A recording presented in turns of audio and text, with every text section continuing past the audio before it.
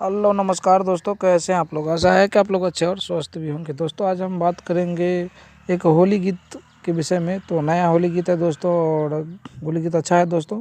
यदि आपको सुनना पसंद लगता है तो वीडियो ज़रूर देखिए। और देखिए दोस्तों, होली गीत आया है जो कि खेसारी लाल यादव जी का है, जिसका नाम है ना अइले पियवा। खेसारी लाल यादव का नया गाना है जिसमें यामिनी सिंह जी हैं फिट में। और दोस्तों इस गाना का नाम है ना अइले पियवा। गाना ठीक ही है, वैसे होली का गीत है दोस्तों, लोग को तो पसंद ही है। और होली में तो रिक्वायरमेंट रहता ही है गीत को लेके, तो आप देखना ना भूलिएगा।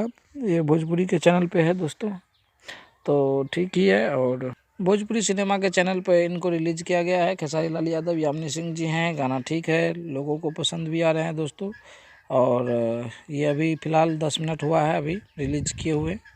तो हमने आप तक सोचा कि ये खबर मैं पहुंचा दूं, ताकि आप भी देखकर खुश हो और होली मनाएं। तो हैप्पी होली दोस्तों मेरी तरफ से भी। और होली ढेर सारा आप लोग को होली के ढेर सारी शुभकामनाएं। होली मनाइए। जय हिंद दोस्तों, नमस्कार।